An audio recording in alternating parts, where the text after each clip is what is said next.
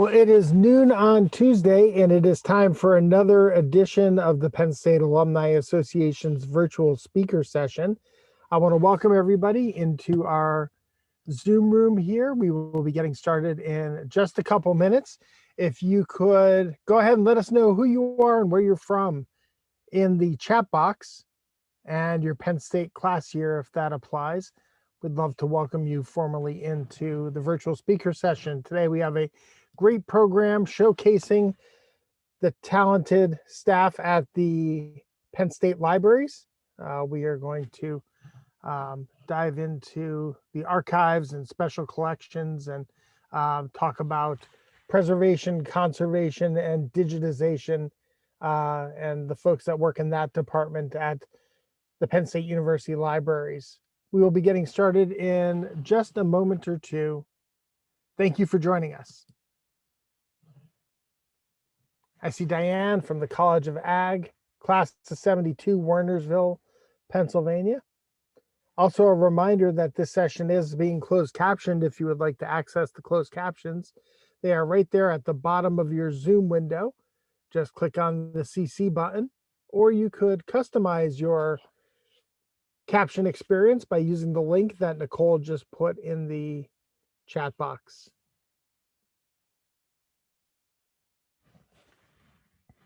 We will be getting started momentarily.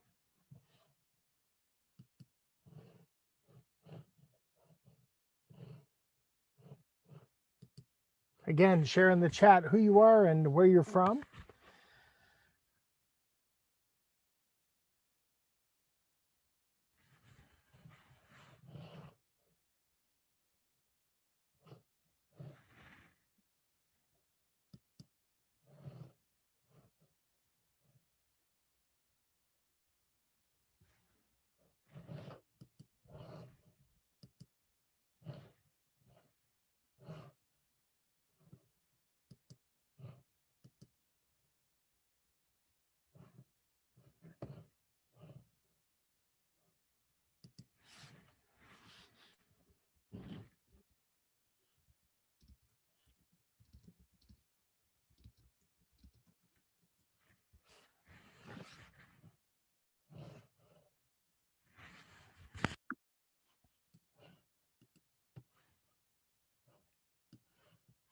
Where else would you rather be than a Zoom full of Penn Staters?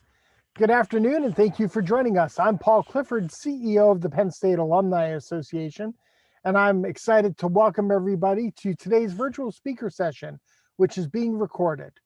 Live closed captions are also available for this event, and the information for closed captioning is in the chat box. Go ahead and access those directions there.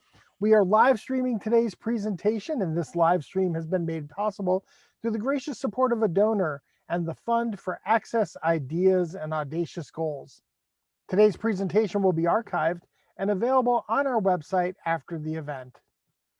This afternoon, we welcome Sue Kellerman and Bill Minter from Penn State University Libraries. Sue Kellerman currently serves as the Judith O. Sieg Chair for Preservation and head of the Preservation, Conservation, and Digitization Department at Penn State University Libraries. She has spent the past 35 years preserving library collections and has presented, taught sessions, and offered recommendations on the care and handling of collections for most of her career. Sue received a Bachelor of Arts degree in American Studies right here from Penn State. Bill Minter joined Penn State University Libraries in 2014 as the Senior Book Conservator. Prior to joining Penn State, Bill owned his own bookbinding and conservation business, specializing in rare book and manuscript conservation. Bill's work experience is extensive and varied and includes working on collections at the Library of Congress, the National Park Service, and many academic institutions. 2017 marked the beginning of a new chapter for the university libraries with the opening of the Conservation Center. Located just 4 miles off campus, the center is the first of its kind at the university for the region and in the country. A 30-year dream in the making, the center offers new opportunities for outreach, programming, and student engagement, and places Penn State among other Big Ten Academic Alliance institutions with specialized facilities for conserving and preserving collections. Sue and Bill will provide an overview of the preservation efforts of their team. They'll discuss the care and handling of precious family heirlooms and take you along on a virtual walk through the center. It's good to see you, Sue and Bill. Thanks for joining us. And I'm going to turn the program over to you.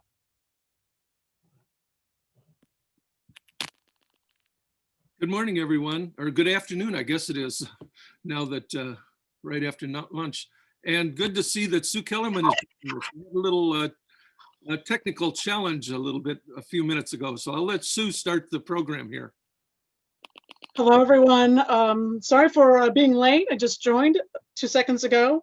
Thank you, Paul. I think you did a nice introduction, I hope. So Bill and I would like to walk you through the Conservation Center. The new center came online about a year or so ago.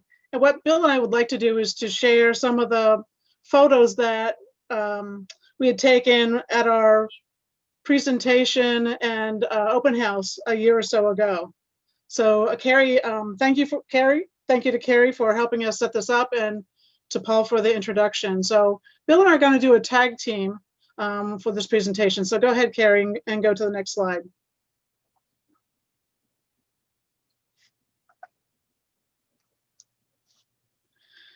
So some of the photos, again, will be from our April 24, 2019 open house at the Conservation Center.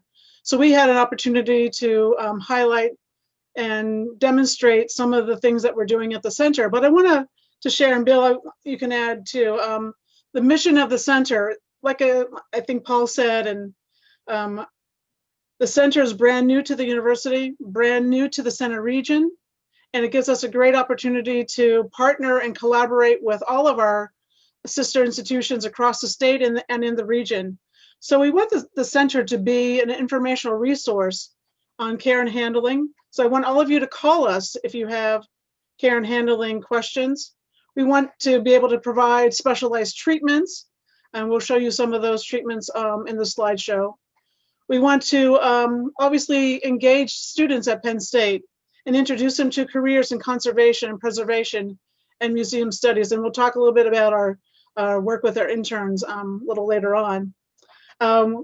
We have and will and hope to do a lot more of workshops and trainings and classes from the center. Obviously, the pandemic has stretched our ability to now provide virtual training.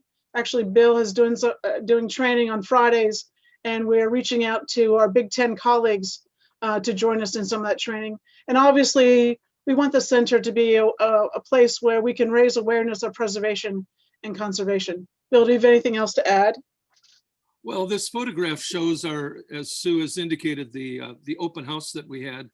And here you see a book being sewn in the traditional manner. So folded sheets of paper are being sewn with needle and thread around some what are called raised sewing cords.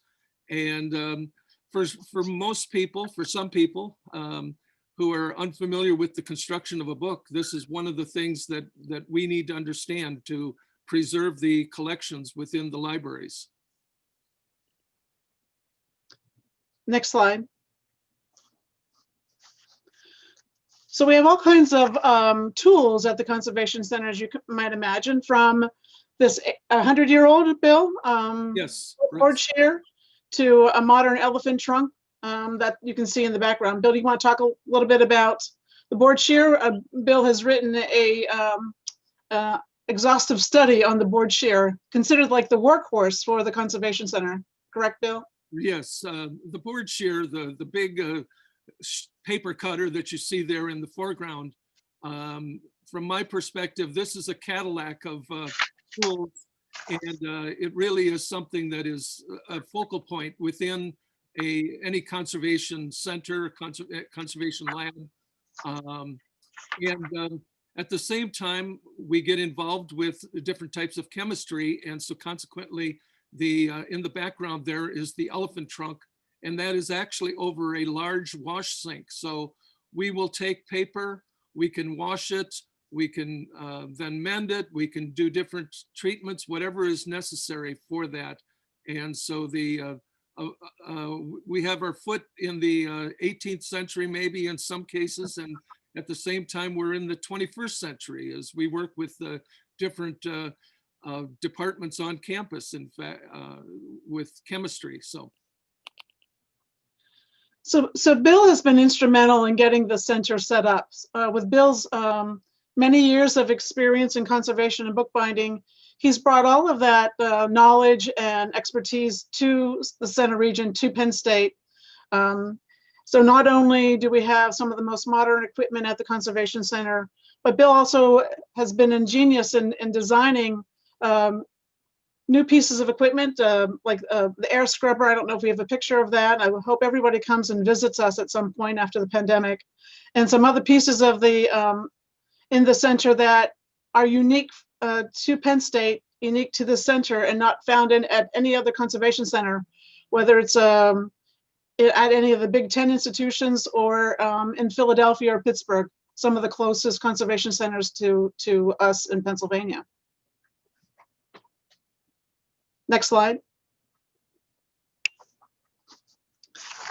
This is probably one of my favorite tools that we have at the Conservation Center. This is a 1839 Washington iron press. Bill and I have been on the hunt for a press that we can bring to the center so that we can educate and provide training and workshops on the printing process that goes into printing books and newspapers. This happens to be a press that was used in the publishing of the Bucks County Intelligencer. And so Bill and I have been on the hunt for such a press, and luckily, a year or so ago, Bill, we were able to find this press. So here's Bill with Professor Roby's class. Do you want to talk about what you were able to Right. train? This is Professor Roby's History of Graphic Arts class that he teaches at Penn State. And of course, the students are there. My very first opportunity to share printing from a hand press really caught my attention when I picked up the little pieces of lead type that are used, each letter is, if you're not familiar with early books, each letter had to be picked up, a little piece of metal had to be picked up and put into a composing stick. And one of the students that was there, I can honestly say that I've never seen eyes bug out and jaw drop to the floor. But this student was just really amazed that, at the technology that was available 100 years ago for producing books. Of course, today we sit at a computer and we press the print button and everything, voila, everything's done. But back then, it was a different sort of technology. It was state of the art at the time. And the Washington hand press that we have is certainly a great addition to the center, especially when we have students come through and show them the history of the spread of information. If it hadn't been for the printing press, we might still be, someplace else. But books are a very important part of life, and the printing press and printing is, a big important part of that. So the spring 2019 was our first attempt at reaching out to Penn State faculty and students and bringing them out to the center. Next slide, Carrie. So this is just showing one of the many demonstration stations that we had set up at our open house, showcasing the different techniques. So this is one of our staff members, Sarah, showing the different techniques of washing, drying, and mending paper using Japanese tissue. And you can see a drying rack in the back. And this was the back end of the Conservation Center at one of the first slides. So this, towards the back where the elephant trunk is set up. Bill, you want to talk a little bit about the techniques that Sarah might be demonstrating here? Right. So one of the first things that we do when we receive a document from Special Collections is to surface clean it, to remove any superficial dust or dirt that's there. We can then literally take that sheet of paper and dip it into water. We have to test first to make sure that the inks will not bleed, but typically most inks will not bleed unless they're maybe a more modern ballpoint pen ink of some sort. But for older materials, we will do a test and then we can literally soak that in water. We don't put it in a washing machine, so to speak, but we can dip it into a tray of water. We can change that water. And then when it comes out, we will put it on the drying rack behind Sarah there, let it air dry, and then we will mend it with very thin sheets of Japanese tissue. It's a very long fiber, very thin, almost like tissue paper, but because the fiber is long, it's wonderful for mending tears. And we'll use wheat starch paste, which is a traditional adhesive, much like library paste, but we use a special form that does not have any preservatives in it. But it's been used for centuries and does not cause any staining. So we get into very interesting challenges sometimes. So removing stains from paper, Bill, surface cleaning, mending, rips and tears, flattening, reverse rolling, vacuuming mold, encapsulation, assessing materials as they come in, and even building exhibit stands are some of the things that we do at the Conservation Center. Did I miss anything there? That I love working on. Next slide, Carrie. Here's one thing I didn't mention, which is paper making. And here's Bill demonstrating paper making using flower petals. This is really something unique that the whole staff and Bill at the Conservation Center were able to build skills during the pandemic while we were working remotely. And we were able to actually work with I guess it's the Guild of Bookworkers Potomac chapter, Bill, on a special project. Do you want to talk about that? Right. Yeah, back in June when the summer solstice was coming near, colleagues with the Guild of Bookworkers and the Potomac chapter, Washington, D.C. area, they proposed a project where we could all collaborate and work on things. And our project for this was to make sheets of paper, little discs. We call it the Dixie cup method of making paper. And at the same time, as you can see in the lower left illustration there, we can even make them almost like a cookie cutter sort of image. And so with this, we were able to make a hanging mobile with different planets. In fact, one of the discs that we made was a deep blue, Penn State blue with a white pulp on top of it that was in the shape of North and South America. And so it was quite a project and loved by everyone that received one of those. So making paper is something the people who visited asked us, do we make paper for use in our the facility there? And it's not that we use this paper for our mending purposes, but we need to understand how paper is made, and that's why we go through this process. Sorry, Bill, I'm losing your sound, Bill. Uh-oh. Okay, we'll go to the next slide. So here we want to show polyester film encapsulation, and it's used to support brittle paper, whether it's a map or a newspaper or newspaper clippings. So this is used to treat single sheets, a flat material. Bill won't say it, but I'll say it. The ultrasonic welder used to actually seal 2 pieces of Mylar was invented by Bill, and I'm not sure how many ultrasonic welders you have around the world, Bill. If you want to talk a little bit about the encapsulation, and it's encapsulation lamination, Bill, or not? Very good question, Sue. That's a leading question. Lamination, of course, your driver's license is laminated, but in that case, plastic film is adhered directly to the ink and the paper. With encapsulation, we're merely putting a seal or a weld around the edges, almost like putting a sandwich into a baggie.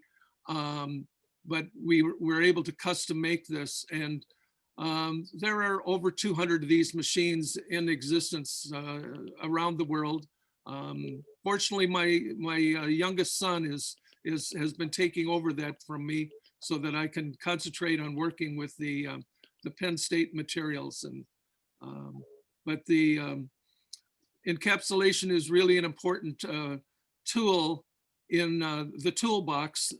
We have many tools in our toolbox at the center, and the ultrasonic welder is one of those tools that allow us to protect the collections for the libraries, especially when the paper is brittle, or if it's going to be handled in a manner where it could get damaged. So encapsulation, and it's readily undone simply by cutting off the little seal that's on the edge, and then the paper is back to the way that it had started off before it had been encapsulated.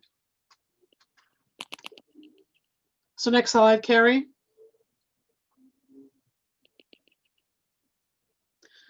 The center also features an overhead camera, a digital camera system, where staff can capture before and after photos of items that we're treating.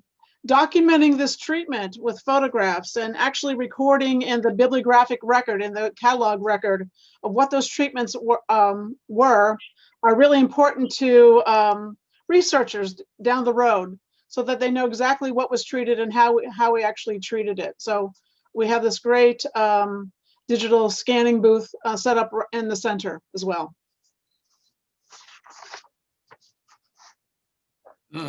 I do not have anything to add other than photo documentation is important for all of the work that we do. Carrie, next slide.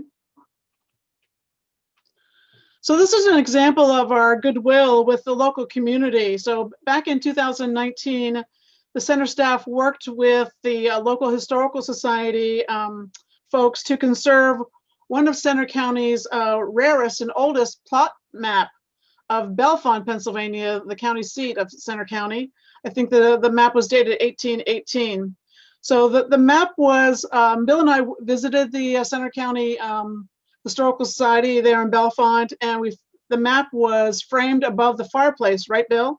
Yes, it was there for many years, and the staff really wanted the map conserved and then reframed so that they could show it and use it for research purposes at the society. Actually, when we had the map at the Conservation Center, we included the Center County group to come with us and actually work on surface cleaning and other parts of the treatment that we had assessed for the map. The map was in, unfortunately, pretty sad condition.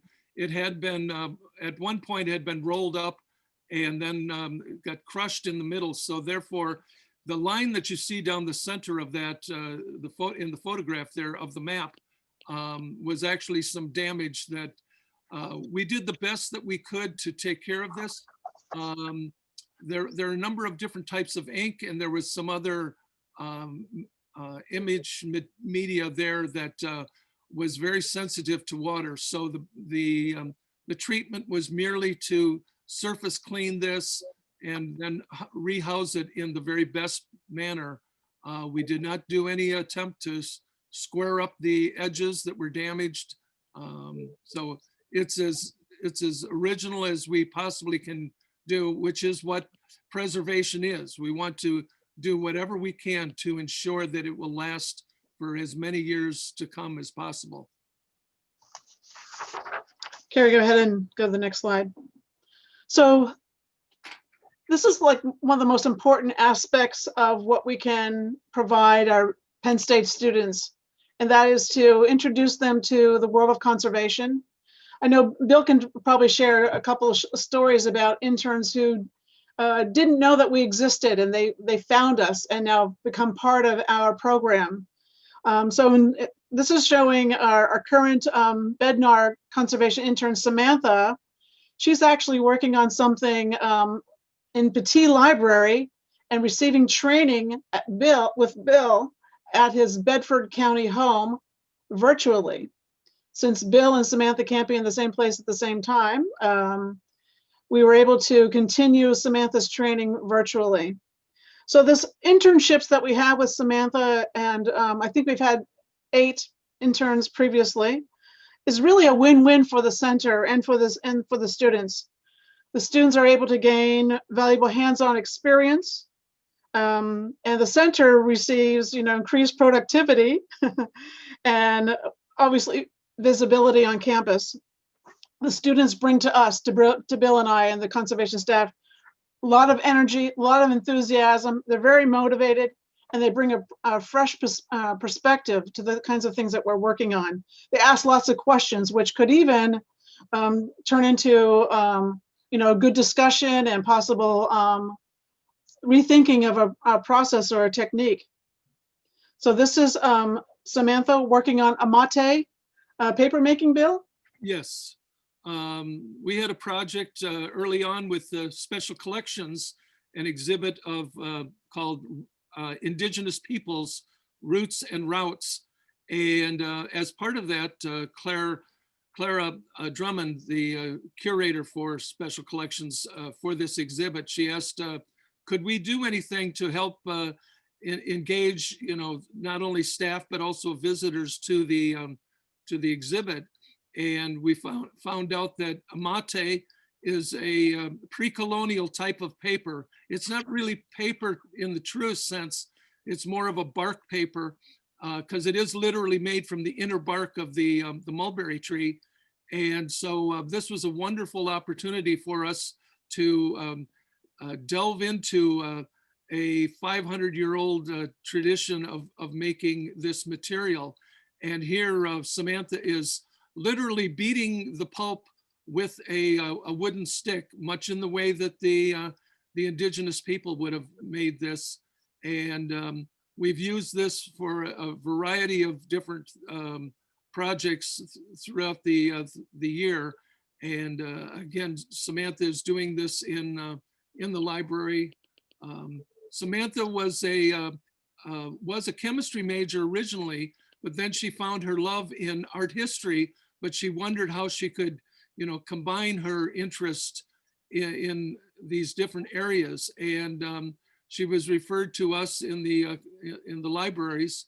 And so we were able to hire her as our Bednar conservation intern for this year. So we're very fortunate to have her. She had asked a lot of questions.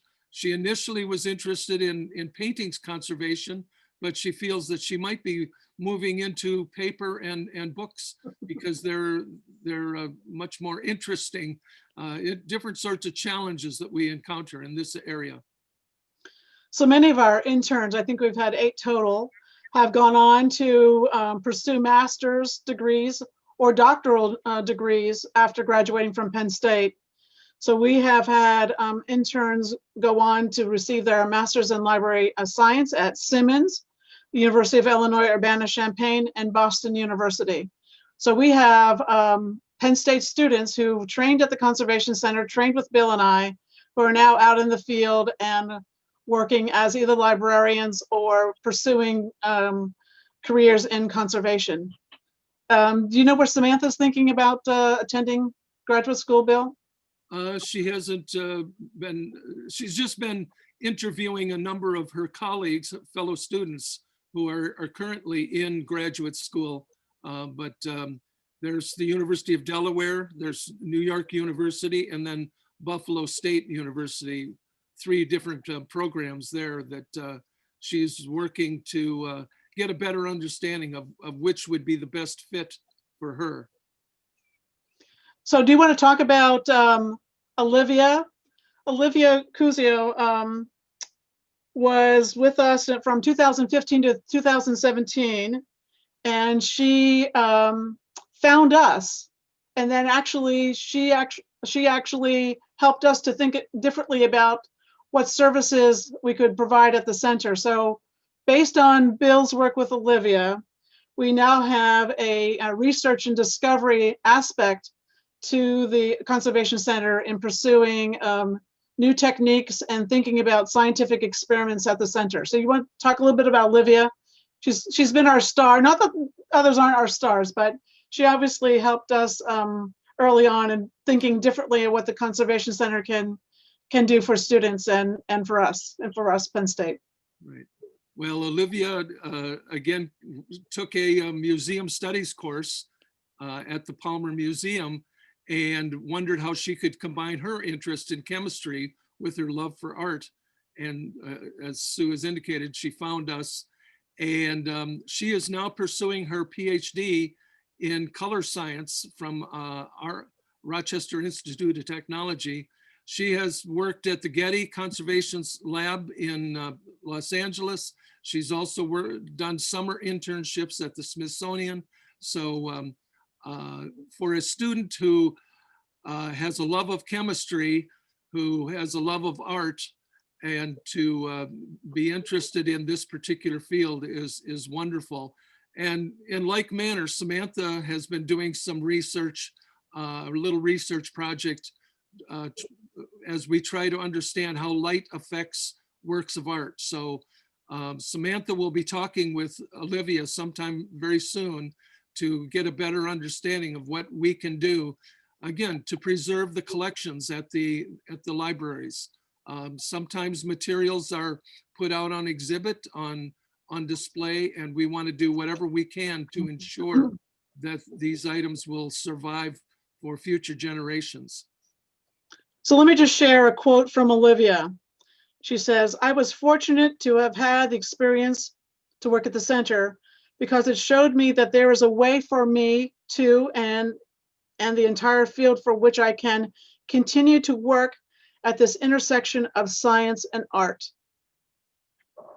And because of Olivia working with Bill, they actually presented a poster session on the bone folder at a conference not too long ago, Bill. And because of Olivia, we now are looking at other kinds of scientific experiments that students can work on while they're with us at the center.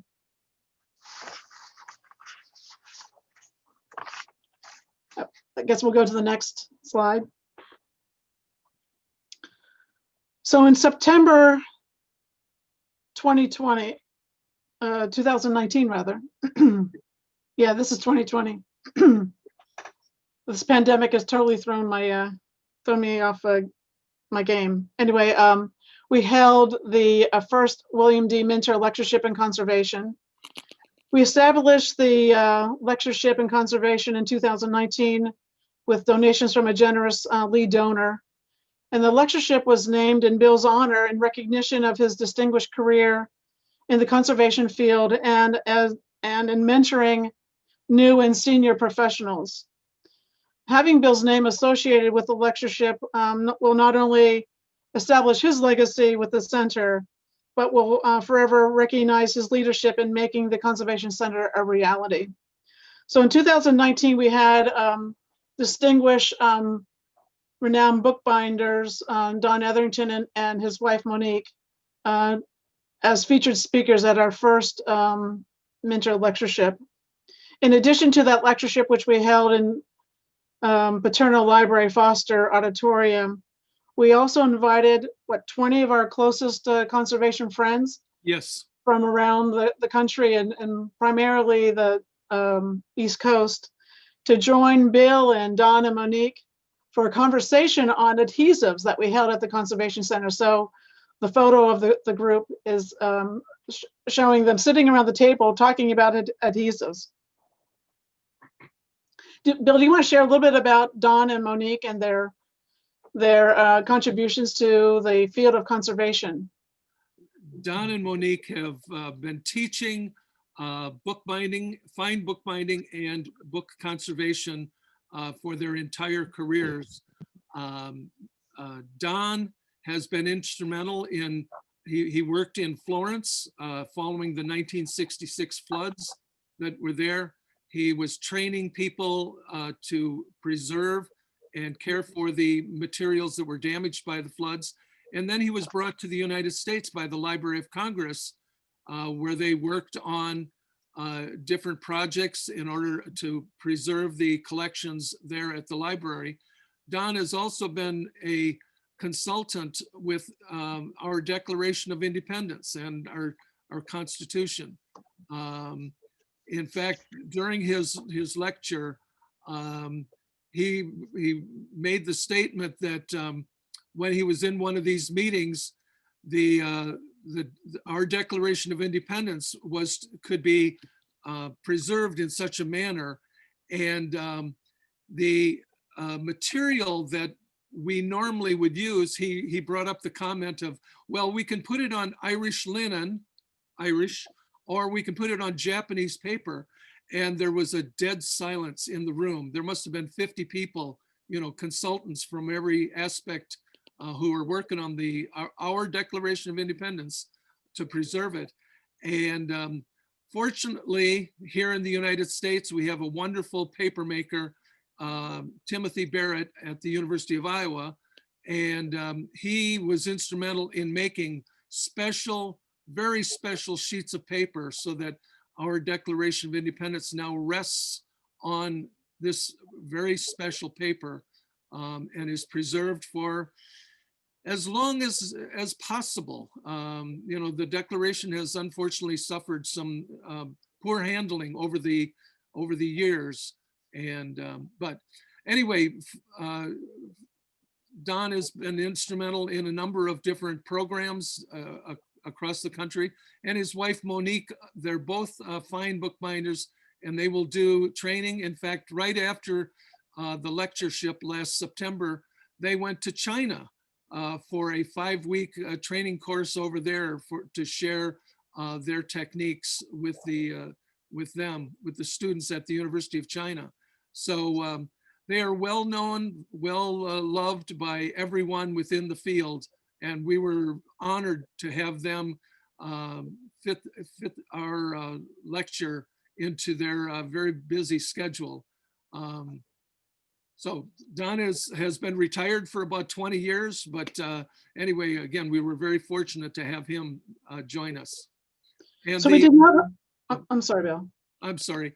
Just quickly mention that, yes, indeed, there were 20 people from across the, basically east of the Mississippi. We had a few people come from Michigan who joined us. And it was really, for me, it was just so heartwarming to have all of my friends and colleagues come to hear Don and Monique speak. And we had a little roundtable discussion on the afternoon, and we really got into some very interesting comments about the work that we do. Because again, we're specialists and we need to understand, we need to share information with one another. So we did not hold a lectureship this past fall, but we are planning to bring the lectureship back online in spring 2021 with Kathy Baker, Emeritus Conservator from the University of Michigan, and publisher of the Legacy Press, a premier publisher specializing in books about printing, paper, and bookbinding. So Kathy will be our featured speaker next spring. So I think we've probably gone way over our time, Paul and Carrie. We apologize for that. And I guess we can go to the next slide. There's our information. If you have questions for Bill and I after today's event, please feel free to call us or email us. We're always available 24/7 to answer any questions about care and handling of collections. We are here for you. Thanks, Paul. Well, thank you, Sue and Bill. What a fascinating presentation. If anybody has questions for Bill and Sue, you could drop those in the Q&A tab and we'll try to get to as many of those as possible. But the thing that I've been sitting here thinking about is, how do you determine what is something that you should be preserving, right? Where's the line between a historic document and something that might just be nostalgic? Well, it all depends upon the owner, the curator.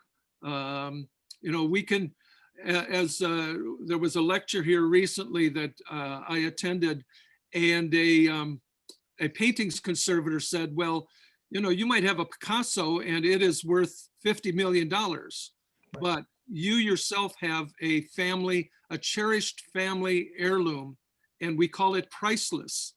And so consequently, well, which one is more valuable? Yeah, you can put a price tag on a Picasso, but when it comes to your particular family heritage, an item that was given to you, I mean, I've worked on a book that could be replaced for about $1 because it was still in print, but it was or still available, but as a used book, it could have been replaced for $1. But the owner of that book said that they were willing to spend hundreds of dollars to preserve that book. And for the explanation was that it was the only thing that my brother ever gave me. And so, it's priceless. And how do you put a price on something? So it's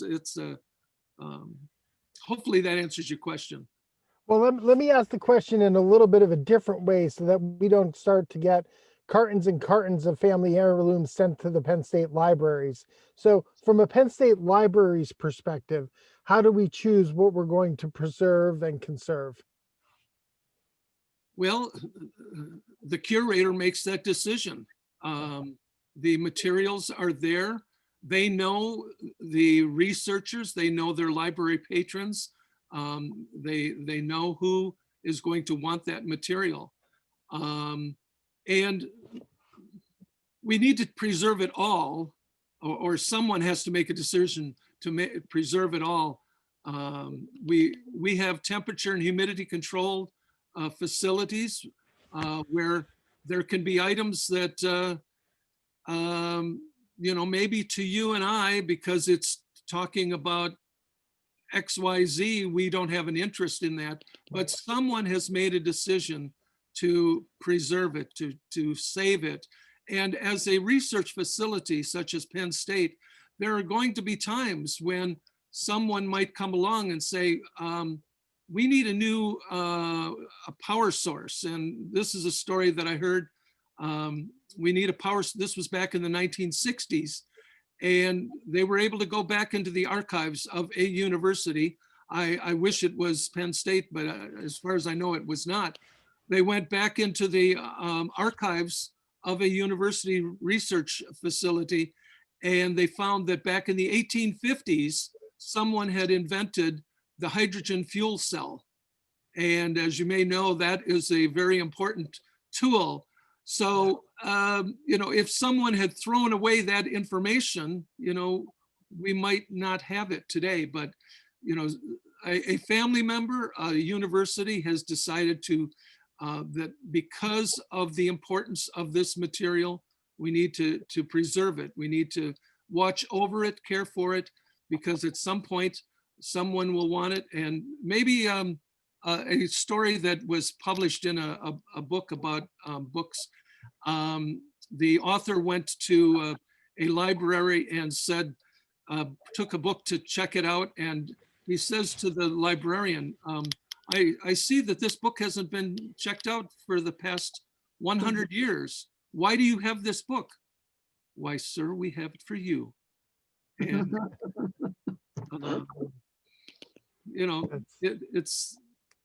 it's hard to tell exactly what is going to be valuable to an institution, but we have to do our best to preserve it as best as possible. And there are different ways that we preserve things. I mean, Bill and I could be called in to assess collections before we acquire them, for instance. And it could be that we'll need to flatten some things first. We may need to rehouse some things, or we may need to go into a full-blown conservation of an item. So there are different levels of conservation that can be done to preserve collections, maybe just to stabilize them for now, and maybe do some other repairs and later on based on research need or display need or other kinds of purposes for an item. So I think of the science and the techniques that you all have talked about, and the actual process of preservation and conservation are fascinating. But what are some of the practical applications? Bill, you just told the story that we saved this book here for 100 years for you, right? I was an undergraduate history major. I was always looking for primary sources, right? Sources from the time of the area of history that I'm studying. What are some of the practical uses of the materials that you all have preserved now? Sue, We preserve collections. I'm not sure what we're working on right now at the Conservation Center, but we are rehousing materials that from the Allison Shelley room, Bill. We are cleaning mold and taking care of materials that have just recently been unearthed. So I'm trying to think of some of the practical things that we're doing right now. Surface cleaning some items just for getting them back to a cataloger to be able to catalog them into the collection. I'm not sure of other things, Bill, that you guys are working on right now at the center. well, most recently, there were some maps that were brought in. Right. They were deemed valuable to the point that they were perhaps, as I recall, some of the paper was made perhaps maybe before 1900. So that paper is going to be, sadly, that paper is going to be brittle. Most paper from about 1800, 1850 to about 1980 is going to be a highly acidic paper. And so when as it ages, it becomes brittle. And Sue just loves to show how brittle paper is by taking and crumpling it up. Of course, it was a withdrawn item, but that's where encapsulation really comes into its own. We can encapsulate a sheet of brittle paper, a map, works of art, history materials, research materials. I think of some of the papers of, shall we say, Albert Einstein, who, sadly his materials are going to be are getting brittle. And those are things that we want to preserve in their original format, so that you as a student, as a history student, you as a chemistry student can go back and look at these original materials, so that when you are doing that research paper, and that's the whole point of special collections, is having those original materials. I mean, you can go and look at a book that maybe contains some information, but it didn't give all the nuts and bolts of maybe what the original researcher was doing. And I think that in some ways comes back to my first story about the hydrogen fuel cell. I mean, that some of that information might have been published, but going back and looking at the original papers was very important for NASA at that particular time. Well, you've also worked on rebinding some books. I don't know if you have a book there to show some. You have a fine binding in front of you, perhaps? Sure, I can share this. It just kind of shows some of the different things. In this particular case, this is a book that I bound for myself, and it's a book from the early 1900s, and it happens to be The Art and Beauty of the Earth by William Morris. And so in this case, taking a piece of leather, such as is the background here, of course, a different color. And one of the things that we as bookbinders will do, we can take that material, work with that, and produce in this case, a fine binding. So this is what our first lecture presenters, Don and Monique, they would do this kind of work. But as we're working with materials, As you can see over here, I've got a model of, this is cellulose. So we work with chemistry. We need to understand the materials. Here, in fact, is a sheet of the amate that we've worked on. So we're working with materials. We're working with science. We're working with chemistry. We're working with history. We're working with special collections in order to preserve the collections to the best of our ability. And understanding all these different materials is an important part of our work. And how can we best preserve them for the future? So one of the workshops we hope to do and had hoped to do this year was actually Bill walking through the process of binding a book. We actually worked on a book for Sue Paterno, and we worked on a book for Judy Chicago, and understanding the techniques and processes involved in bookbinding is something that Bill would really like to push out to the community and to folks across the country, actually, in bookbinding. Yes, When you if think we of- develop our techniques with the virtual training, it will Yeah. allow us Bill, do to- you want to unshare your Oh. camera? Yeah. Sorry, Cliff, Paul Clifford, I think we heard you somewhere along the way.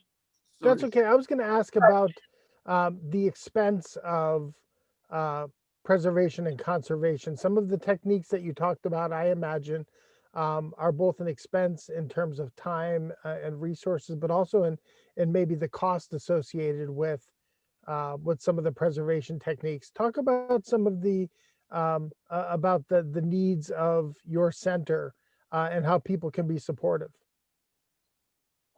We've been fortunate enough to have donors supporting our program through the years, from Judy Sieg back in the 1999 or so to our several donors, new donors to the Conservation Center.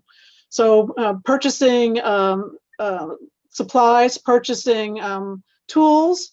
Bill, we just recently were able to purchase a glove box. I don't know if anyone knows what that is. We were able to purchase microscopes and things like that really allow us to do the scientific testing that our students now want to do, and obviously something that we want to bring to them. So those are things that really have set us apart from other conservation centers. Bill recently doing some training with our other Big Ten institutions, and I'll pick on Maryland. Bill was talking about a tool that we had, and Maryland didn't quite have one up to speed, and so they were kind of envious of the fact that we had something a little bit better than what they had. But I'm sure Brian went out and bought something new. Bill, right? Yes, yes, he probably did that. He found out what the difference is. Hopefully we have a little time just to share about one other piece of equipment that we recently purchased was a vacuum freeze drying chamber. Now, of course, they're typically used for freeze drying of fruits and vegetables and everything. But we purchased it so that we could do a little bit of experimentation. In the case of books that get damaged, water damaged, especially if it's clay coated paper, we need to be able to get that book dry, and using a vacuum chamber, a vacuum freeze dryer, we're able to accomplish that. And there are people who offer these services commercially. Sometimes they don't work on individual materials such as we might encounter. So again, preserving things for the special collections and understanding how the materials will work is an important part of our day-to-day work. Bill, do you want to talk a There's little bit? I'm sorry. No, I was going to say there's no doubt that you each have a passion for this work. We are running out of time, but I quickly want to ask you, is there a project that stands out in your mind that had special meaning to you or played an important role in student or faculty members' research? Bill, anything with Professor Roby's class? Well, not in that case, but I was thinking of the, in the case of the materials that are in the library, and the person from Ireland was interested in the research of the collections rather than coming to Penn State. And we were only involved in that in a small way from conservation, but some materials had to be flattened and whatnot. But you know, Penn State reaches out around the world with our collections.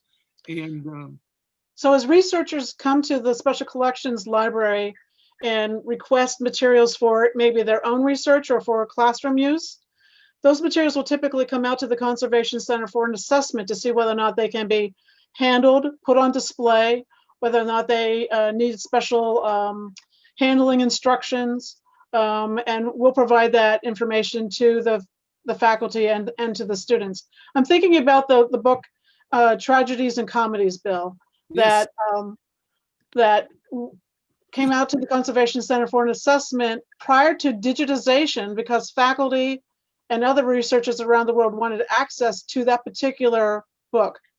Do you want to talk about that for a second? well, that particular book was had a lot of notes, annotations in it, and research. Unique. That's in our copy. Unique to our copy. Right, right. Something that was only available in our copy, and so the book has been digitized. Since Sue is in charge of not only preservation and conservation, but also digitization, our three different sections work together very closely and in order to preserve the collections. And in this case, the book was digitized for students and the faculty member to be able to share that information widely. Well, we want to thank you both for joining us and for talking about the new center here at Penn State. We greatly appreciate you taking time out to share the great work that you're doing here at Penn State. So thank you very much. Thank you for Thank inviting you. us. Thank you, everyone. Bill, I have a theory about how the Declaration of Independence got damaged. Perhaps it was when Nicolas Cage tried to steal it that there was some damage done there. Well, actually, the Secretary of State tacked it up on the wall for many centuries or many decades, and you know, exposed it to sunlight, which caused damage. And Wow. too bad they didn't put up a copy on the wall instead of the original. Right. Exactly. Preservation. Thank you all. Thank you all for joining us. As a reminder, you can find more information about our virtual events on our website at alumni.psu.edu. Thanks again, and we are Penn State. Thanks.